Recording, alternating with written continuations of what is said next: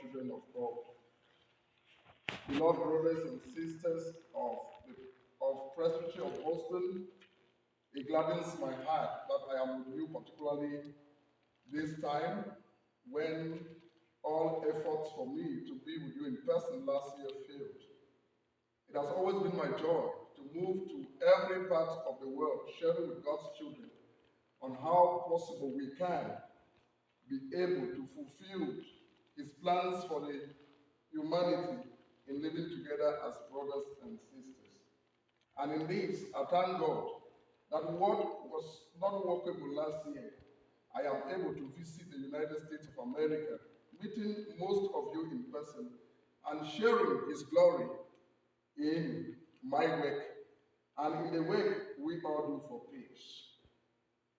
Cameroon is a country that is situated in Central Africa and has a population of about 2.7 million inhabitants, with 60% of its population making up of young persons between 18 to 35 years. Cameroon, many have described as Africa in miniature because of the various diversity and rich nature of the country. It is a country with more than 250 ethnic groups.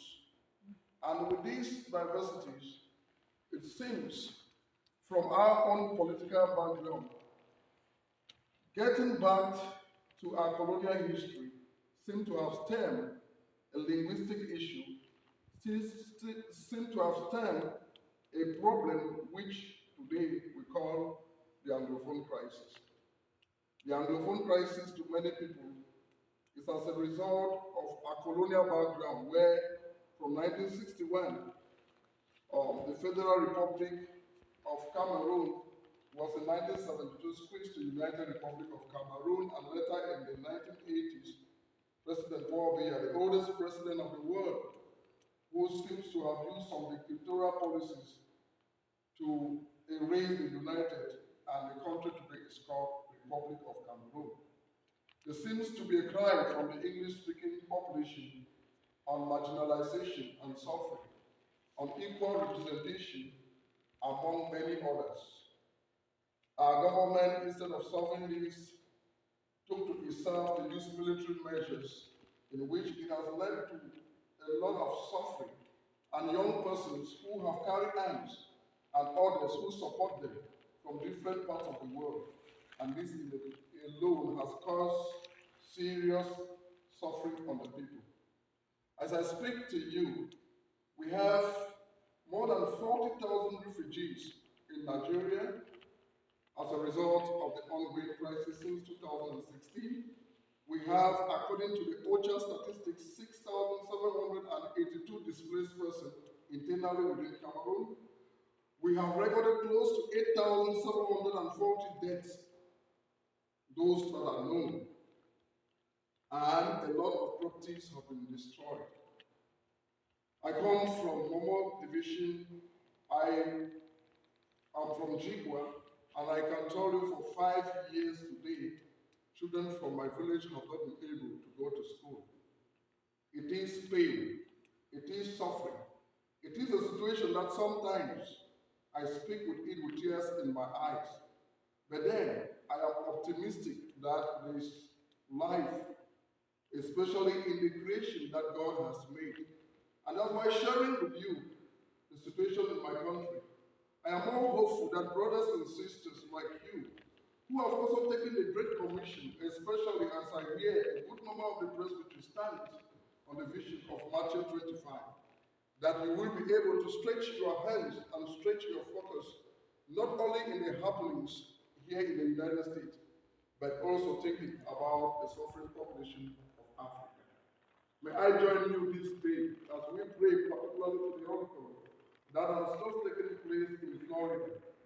I join my heart with the people of America to pray for the victims and pray that God alone give us that space to help people that are in pain. The Presbyterian Church in Cameroon is where I serve as National Peace Coordinator and also as the Senior Director for the Peace and Justice Center. The Presbyterian Church in Cameroon has as population over 2 million Christians in 31 presbyteries living in Cameroon and some congregations in some parts of the world. The Presbyterian Church in Cameroon has since 1886 as successor of the Basel Mission Church that was in Cameroon, and having its own independence in 1957, contributed to the peaceful living of Cameroon. Thus, we are not out of the current crisis that are going on in Cameroon. Playing an impartial role and being neutral in its approach, the church has continued to appeal to our government and even to the non-state armed groups for the importance of dialogue in the current socio-political crisis in our country. It is the wish of the church that issues that plague our nation can be solved in a more non-violent approach, that we can seek solutions in what affects us. Nevertheless, the church believes that the only way to help young Cameroonians and to help the rest of the world is also to get back in building capacity in people. And this in itself has prompted us to come to the creation and the inauguration of the Peace and Justice Center. The Peace and Justice Center is in itself not an academic center, but a place where different persons can come together to learn skills, capacity in their way, taking humanitarian response in the people who are suffering there. Not causing them more pain, but doing the work in such a way that will bring relief and encourage them to live hopefully and happily. The center is to build capacity in civil society organizations, faith-based, and other individuals who love peace. One of the greatest challenges, as we all know, that faces Africa as a whole, is the issue of poverty. It is therefore difficult for us to carry this task alone as a church in Cameroon. It is our wish and our appeal that those that listen to our story, which I have avoided to share violent pictures with you during this evening, because I, for one, believe the whole crusade is not about the sharing of the picture. It is all about sharing the possible way out in which we can together look for solutions. We pray that congregation in the presbytery of Boston will join the Cameroonian people, both the one that worship in your various congregation, to see that we have lasting peace. I am even moved in my spirit, reading on the walls of this congregation where I address you. Holy Spirit, come, and let this Spirit come truly in the Cameroon map that I see displaced in this congregation.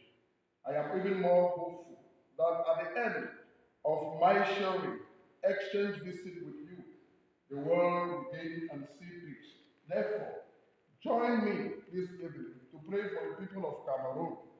Join me this evening to contribute in your own little way to help us build this center, which most persons in Cameroon are unable to train themselves in this center. Statistics shows that more youths in Cameroon have embraced peace. Reason being that they are interested to be trained in capacity in peace building so that they can help their community. But we believe that we can do it together with our partners, because it is so difficult for a Cameroonian youth to raise up to 3,000 US dollars to sponsor his or herself in this beautiful center. We therefore hope that together with you, we can do great things, not only for Cameroon, but for the entire world. I want to conclude my greetings this evening to you by hoping that God alone is going to bless the effort we all do for world peace.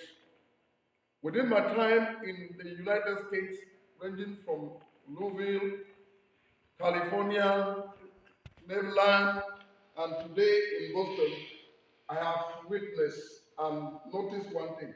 We all need to help one another. Because there seems to be problems all over the world, and there seems to be no true peace where we live. The world seeks justice. Justice not only in the loud, but justice in our action. The world needs justice from church leaders. The world needs justice from those who speak as head of states. The world needs justice from every stakeholder. And I believe together we can make it. May God bless your deliberation. May God help you to continue to stand firm in the faith that no matter whatsoever thing that happens, especially as the church here in America continue to reduce in number, be hopeful that God's kingdom is not about number.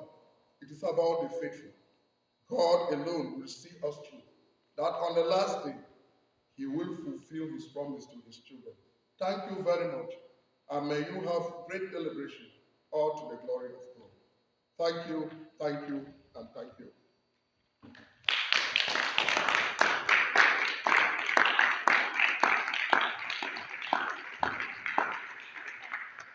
Thank you, Reverend Nta, for sharing with us that stirring message, and